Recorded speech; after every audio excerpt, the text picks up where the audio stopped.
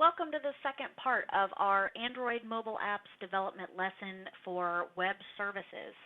And so in our previous video, we looked at how to check that your device actually has a proper Wi-Fi or mobile connection for using that connectivity.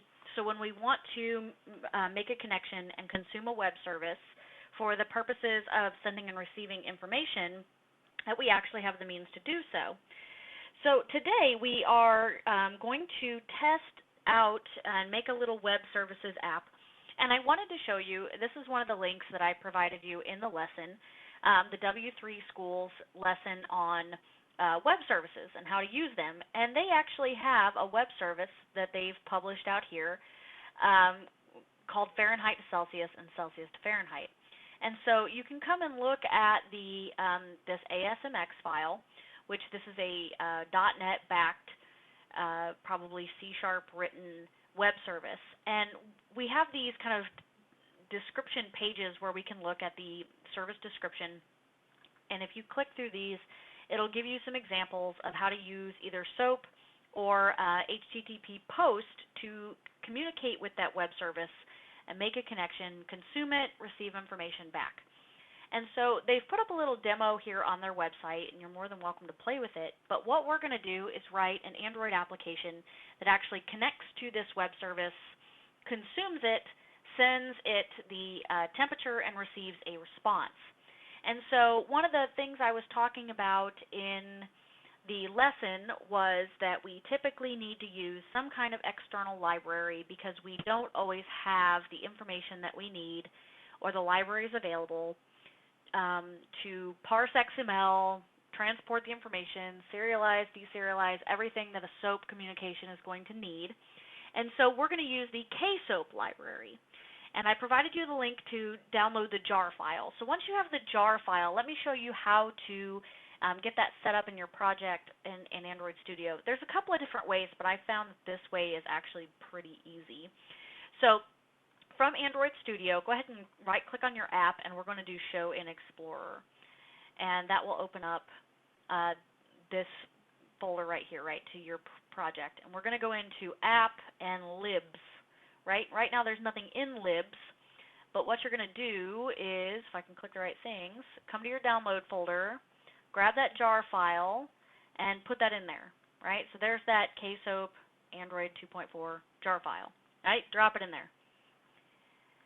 Now, we'll come back over to Android Studio, and we go to File, and we go to Project Structure, and we go to App, and then the Dependencies tab.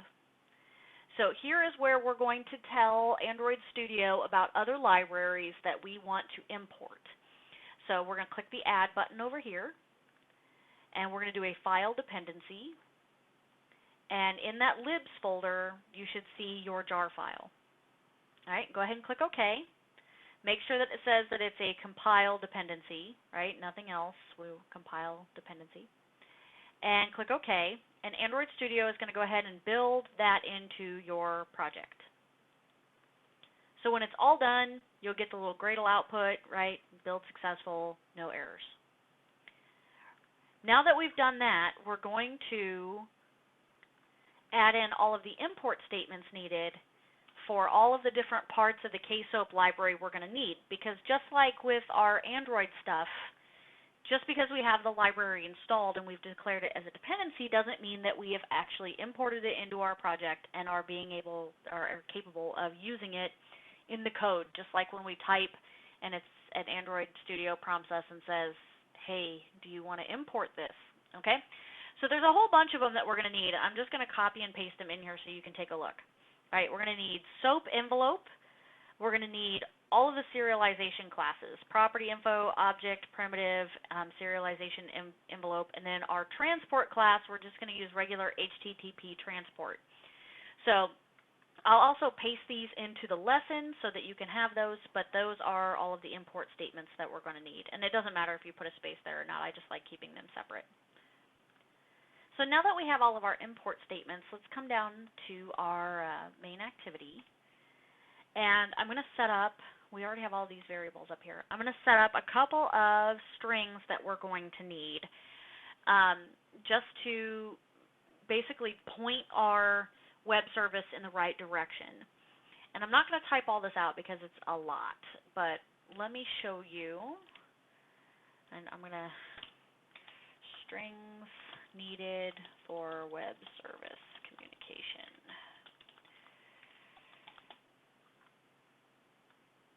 So there are all of our connection strings, and like I said, they're copy and pastable from the lesson. We're also going to need to go ahead and set up some, what was I thinking of, some controls. We're going to need a button, call it the submit button. We're going to need a text view,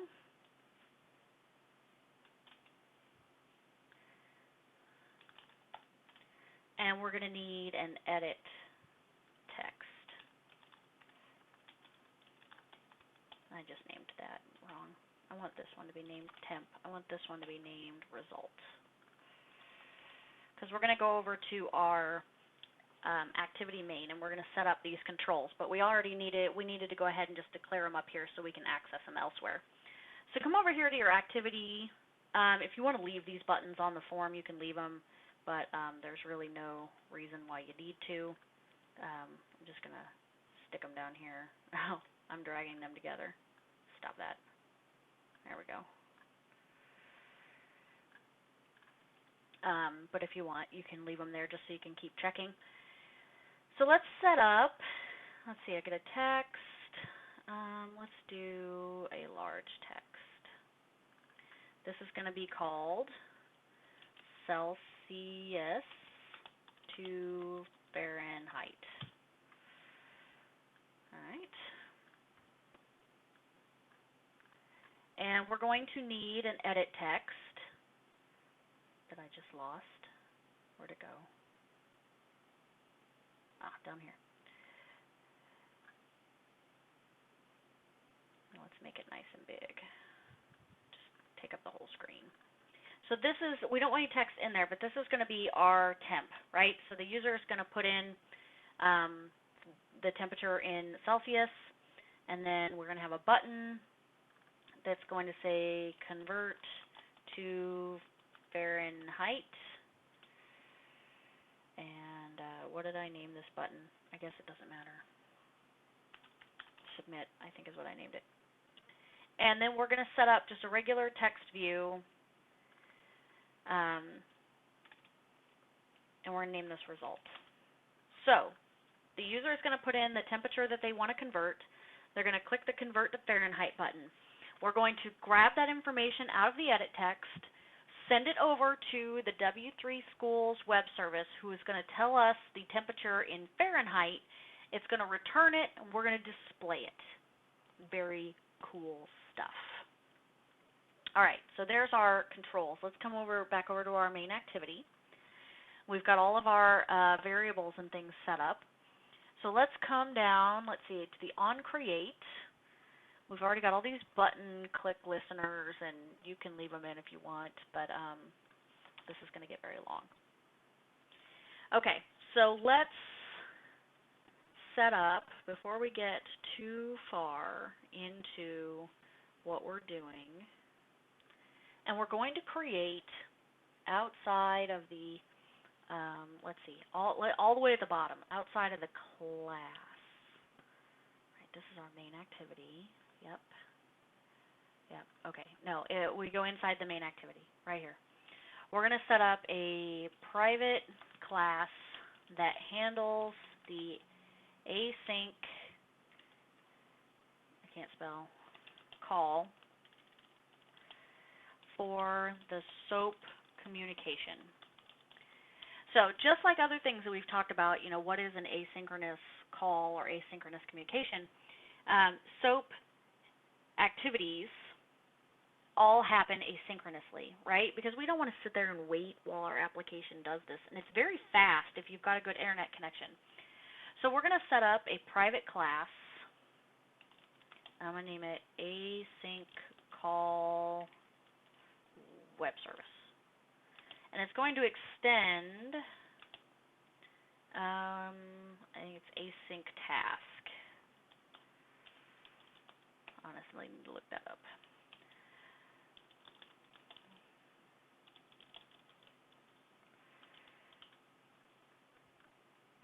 Yeah, extends async task, and then go ahead and, import. There we go. And it screwed up my curly braces when I did that. Okay, now it's automatically going to give you an error because we are not implementing our stuff yet, which we're going to do right now. So we're going to override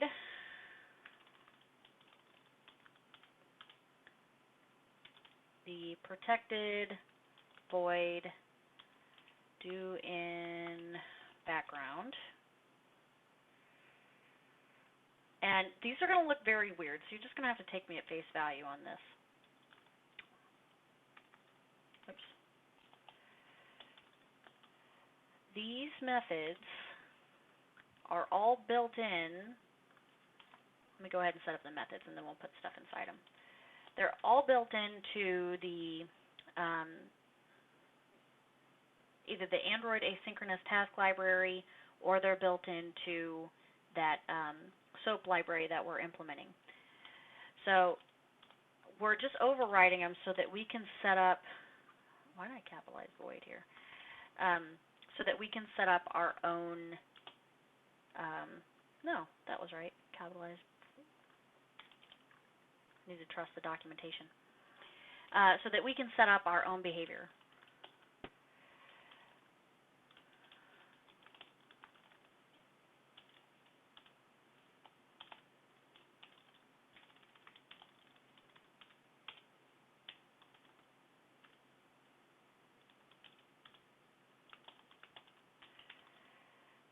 And the names are pretty self-explanatory. At least I hope so. About what each one of these is doing.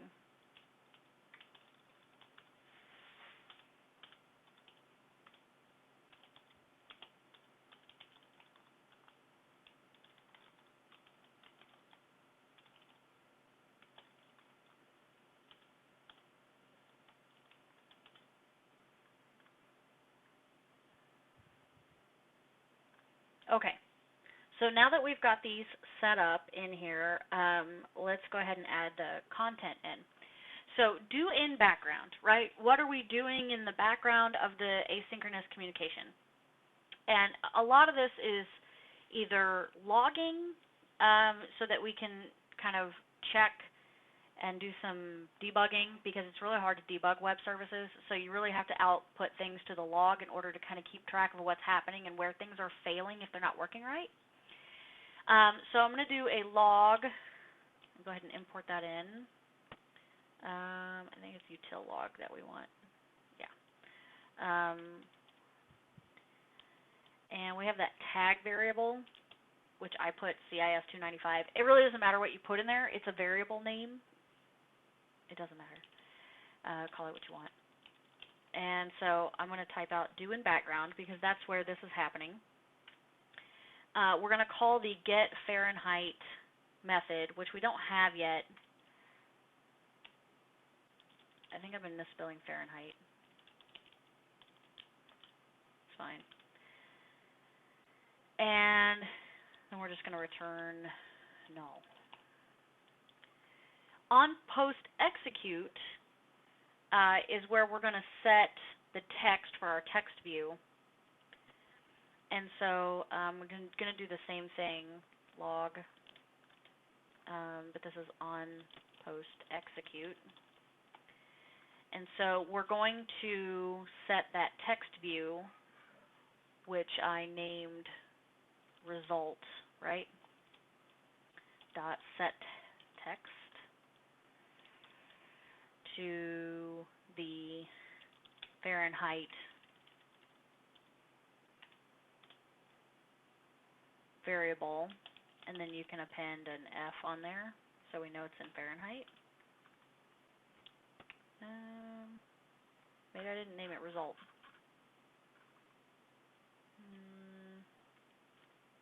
I did name it result. I believe this is yelling at me because we haven't actually instantiated the object yet. Don't worry about it. We'll come back. If it's really a problem, it's not a problem.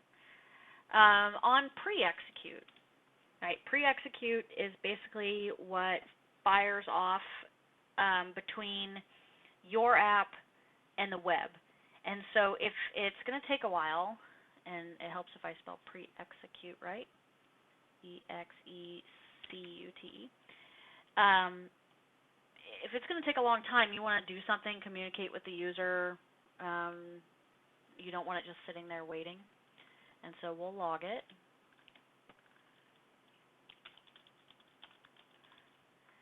And let's go ahead and set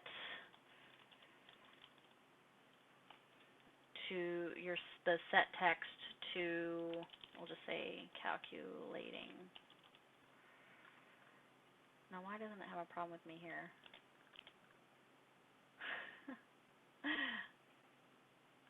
Anyway, I'll figure it out here in a minute. So down here on progress update only fires if it's taking a very long time. And so we'll just go ahead and log it so that we know that that's what's happening.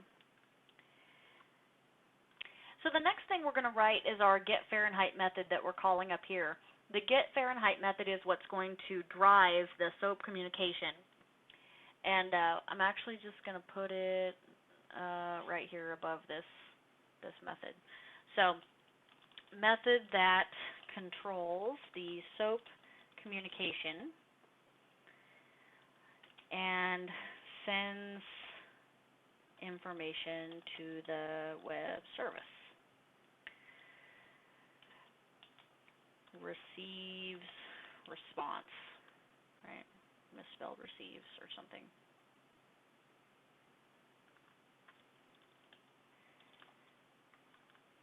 Perfect. Okay. So we have public void get Fahrenheit. It's going to take in our string Celsius from the edit text. And so let's walk through the steps we need to set up our SOAP request. So the first thing we're going to do is actually create the request.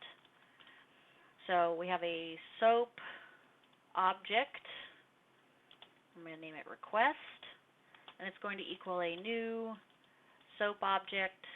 It's going to take in the namespace that we set up earlier and the method name that we set up earlier. It's so much easier to use these constant variables for this than trying to type all this out. All right, now we're going to set up identify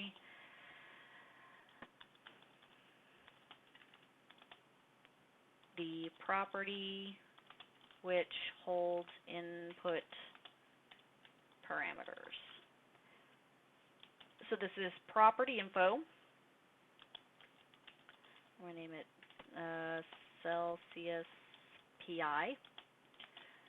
We just, oops. There we go. Set up any one of those. We have to set the name. So our Celsius PI dot set name is Celsius. And you got to spell it right, or it won't work. We're going to set the value. So our Celsius PI dot set value is going to be that actual variable that we pulled in. Nope.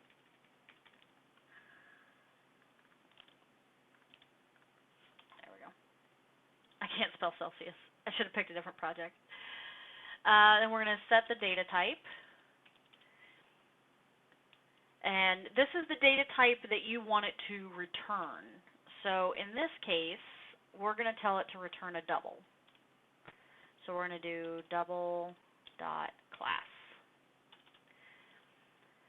So now that we have it all set up, we add the property that we've set up here, the Celsius PI, to the request object. So it's kind of packaged all together. So our request.add property is our Celsius PI. So we create the envelope, just like you were going to mail a letter, right? So if we're going to stick with the mailing letters analogy here, an envelope is in fact an envelope. It contains all the information about where it's going and who sent it. Inside of the envelope is the request, and so if the envelope was an actual envelope, then the request would be the letter inside, and the Celsius PI would be the actual text on that letter. I hope that makes sense. So this is a SOAP serialization envelope. I'm going to name it envelope. New SOAP serialization envelope. And in here we're going to put, it's a SOAP envelope. What version are we using? We're using version 11.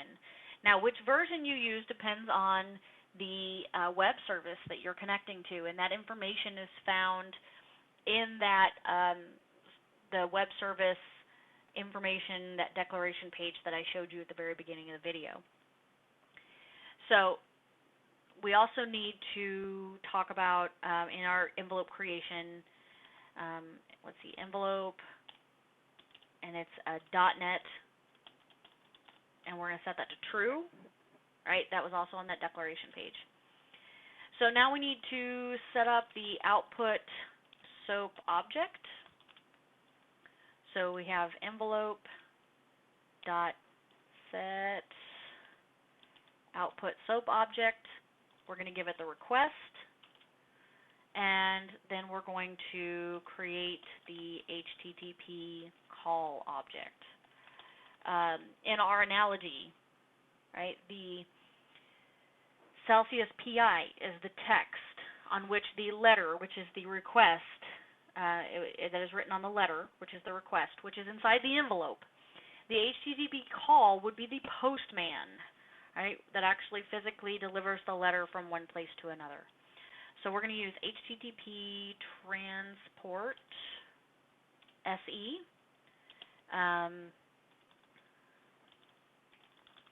Give it a name. And it's going to take the URL that we previously set up, right? Because the postman knows where to take the letter. Now, it's best to set this call up inside of a try-catch, because if something is going to go wrong, then it's going to crash and burn, which we don't ever want, but we want to be prepared for. So I'm going to go ahead and set up to catch the exception. We can just print the stack trace. Like I said, debugging web service calls is extremely difficult, and half the time it's not like you can set a breakpoint and figure out what went wrong. So we have to do a lot of logging. We got to dig through a lot of stack traces when it's not working, and it really requires some forethought into how am I going to get the data I need to debug a problem. So inside of the try, we invoke the web service. Invoke means basically to call it and to give it an action that we want a resolution to, right? We also use the phrase consuming a web service. When we consume a web service, we take it into our project so that we can utilize it. So when we're invoking the web service, we're going to take that HTTP transport call, and we're actually going to use the call method. We have our SOAP action already set up, and we're going to give it the envelope, right? We're raising the flag on our mailbox to let the postman know that there is an envelope to pick up. And at this point, I mean, that's it. That's the trigger. We have fired the bullet. The call is going to take our envelope, communicate with the web service at the URL we've provided, send our information, basically telling the web service this is my action, this is what I want to do, and then we're going to get the response. So it's going to come back as a SOAP primitive, right, because we don't really have a data type for this.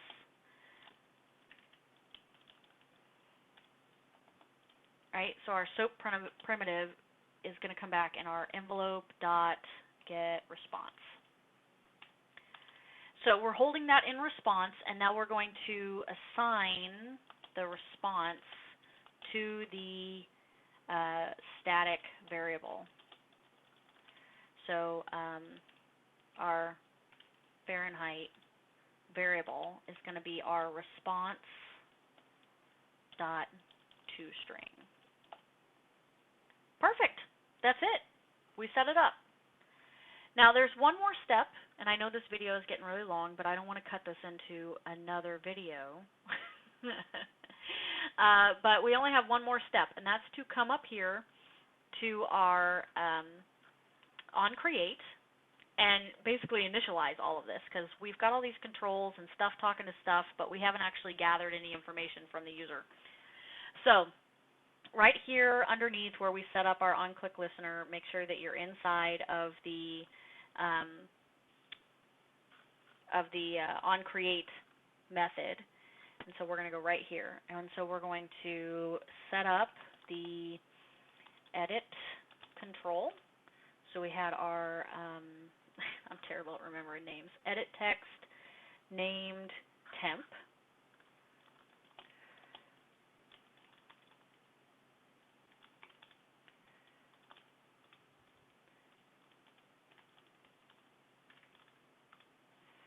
And we're going to set up the text control, and I named that response. Result. Good night.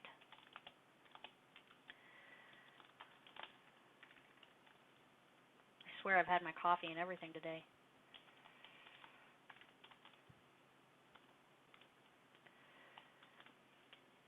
And set up the button control.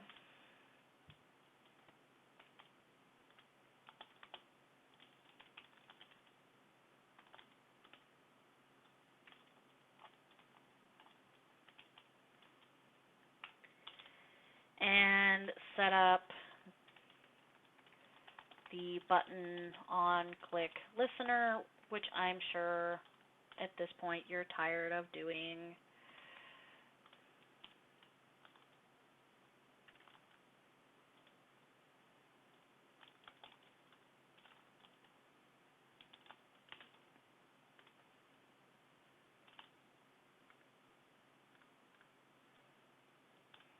Why it didn't set up my view right then, I don't know.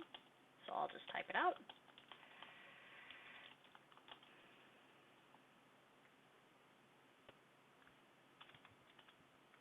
Oh, what are we doing? All right, Android Studio. That's about enough of that.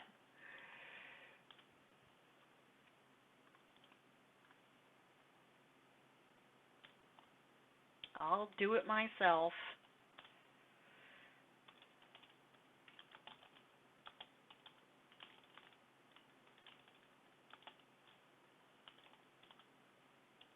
Sometimes you just got to show it who's boss. Who's in charge? I'm in charge. Okay, so in here on our OnClickListener, we got to check that the Celsius text control is not empty. Don't try to send empty things to the web service, right? That's not going to work. So check if text control is not empty. So if the temp.getText.links does not equal 0, and our temp.getText.toString does not equal nothing, then we're good. We know we've got text. So we'll get the value and put it into our Celsius variable. So Celsius is going to be temp.getText.toString. Thank you, Hans. I'm going to create the instance for our async call web service method. So async call web service, I'm going to name it task. Right.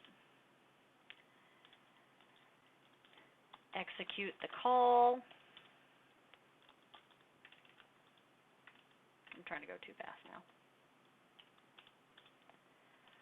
right? And if the text control is empty, let's set up an else. And we can just put into results, set text, please enter a value. All right, let's build. Make sure I haven't lost anything here.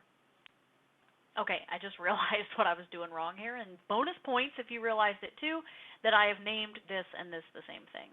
And so I'm just going to name this R, and that will fix the problem, and I can't even believe I didn't see it the first time. Sometimes it takes you a moment. Okay, so build. We should have a clean, successful build, and now we can go ahead and test. And so when you run, and I'll show you the video of my test here in a second, but let's just go ahead and make sure it works okay. So when we run this app, I'll go ahead and launch it on my Nexus. We should see our Celsius to Fahrenheit. I did misspell Fahrenheit. Okay. And then we can type in a value. So like let's say I type in 80. I hit convert to Fahrenheit. I get calculating, and then I should get 176 Fahrenheit. Now we can go test in Google, right, to make sure that we're actually getting the right answer. 80 Celsius to Fahrenheit is 176. So we know we're getting the right answer. You can go ahead and test that you are, in fact, getting the right answer. So here we are with a test of our web service API application that converts Celsius to Fahrenheit. Hopefully you can see that okay. So we can see here it launches up our application. And so I can type in, let's say 100 degrees Celsius, and I click convert to Fahrenheit. I got the little connecting string that we put in there just real fast, and I got 212 degrees Fahrenheit.